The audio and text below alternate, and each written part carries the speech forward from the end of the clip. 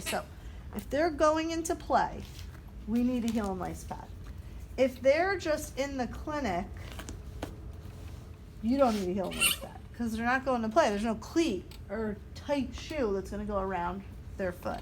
So I do recommend that you guys spray with the Lodi today, even if it's light, because you will get caught up on your tape. Not as much with this one, so if you want to spare the other foot, or you want to do the same foot and then put the tape on, this one you're going to maybe want to have a little stick for the tape to lay down. So let's say if they're going into play, your standard heel and lace, there's already a little lube in there, you would need half of it. And then what you'll need, this is an added step that I've kind of developed over the years. It's not a requirement. So those of you who've learned the Lodi already, and you're like, my Lodi is really good without that extra piece, I'm fine to leave it off because I've added it over the years. So what you would need is, because all the teardrop pieces are going to log right here behind the Achilles, around that Haglunds, the calcaneus, I want some protection there because we're going to load that and load that and load that 5 times. So I do that. Now, sometimes you see how on this side, you guys can't see, it's kind of popping off, but if you did a heavy spray, that would be on there. That's why I want to help you guys with the spray. But sometimes what I've seen over the years, depending on the sport, is this shifts because there's lube under it. And if you didn't spray enough, you don't want it to shift because then your tape is compromised. So what we've kind of done over the years is I take just slightly wider cover roll and I get it on the skin, so then I know that piece, we've locked it in, okay? And then you start your Lodi tape. So you're gonna always be sitting with the table high for a Lodi, or standing with the table even higher. But typically we need to kind of be low so that we can be right at the foot as we're creating our tension. So the first piece we're gonna do is an anchor. You can clearly see her metatarsals here. Her 5th has a bit of a little callus on it, and her 1st is right here. And so what you wanna do is not block motion there.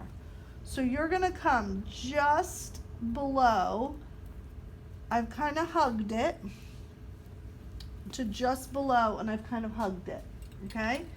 So, and then I rip and lay down. What I'm not doing is putting it all the way below here, okay? You need to hug those metatarsals.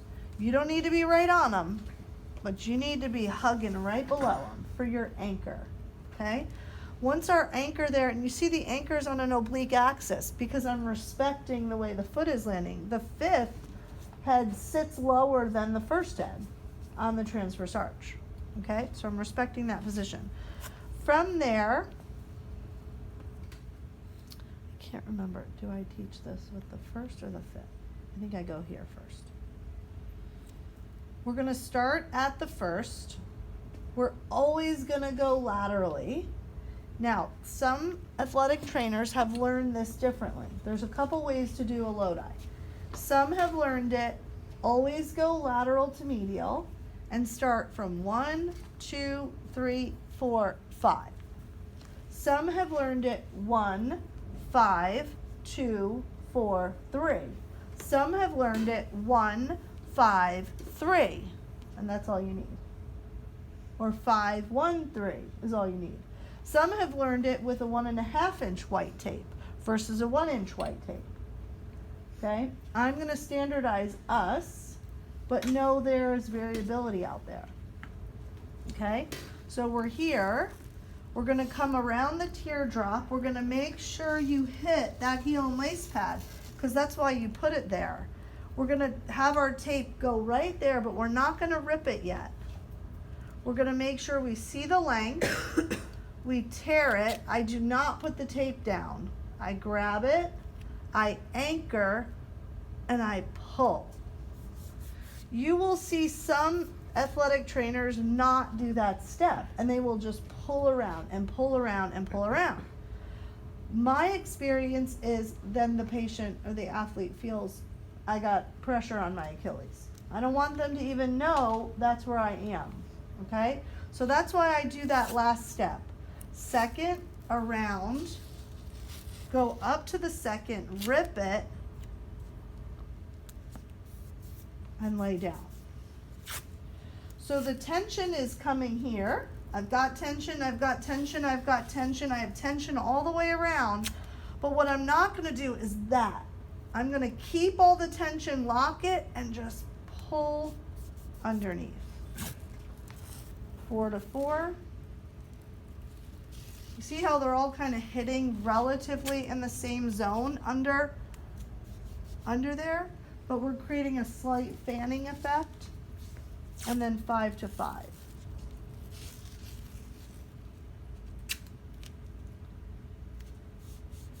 All lateral to medial, because that's the way we want to support the arch, right?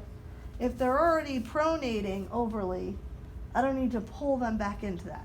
Some athletic trainers, they don't think that that is an issue, but I do. I think it's an issue. So they'll sometimes go 1, 5, 3. Got me? They'll change it, but I just like to stay very uniform. From here, we're going to create our transverse arch. We're going to come across, bisect the calcaneus on the oblique angle, and come up and rip it. Notice I had to go past my teardrops. That is something that's a pitfall for you guys. You'll cut it right here. But the arch is coming all the way up here, so you have to get it up there, the tape. So we're gonna overlap 50%, tug it up, and rip. 50%, tug and rip. 50%, tug and rip. Now, as I'm getting to the top, I'm gonna put right here, my last piece. It's really just to cover that. So I'm not gonna tug as much. I'm just gonna like lay it down. You see that? So tug, tug, tug, tug, tug, right at the top. These may be this one and really this one. It's just to clean up those frayed. It's almost acting like another anchor. Okay? From there, you're gonna close in these guys that you just did. So we go from lateral to medial. We should clean all of that up. And we covered all of our strips. Okay, now the closer. If they're going into play, we take our other half and we put it where we think the laces are, which is why you need to kind of give the dorsum a little bit of a spray. And we're gonna go close it and close it. And these pieces don't have to wrap all the way under, they don't have to overlap. They're just there to keep the heel and lace pad in position. And then we're ready to go. When we ask them to step down, we have to be very careful. The first step, loading into the tape. But they shouldn't tell you, man, I feel that right there. It'll feel tight, it'll feel restricted, but it will loosen up in the next 20 or 30 minutes, but still give us all of that nice support and proprioception. And then you have to be even more careful when they're putting their sock back on. So sometimes I'll have the sock right here, put it on, be careful not to clip any of the edges, and then you put your shoe on and then you stand on all of it. Or you get your sock on, stand, walk around, test it, because you want to test that they feel okay with it, that there's no strange, forces that you have to correct, and then put their shoe on, and then they're done. Most people with plantar fasciitis are going to think this is the best thing ever. And then you'll have given yourself, hey, okay, so we know we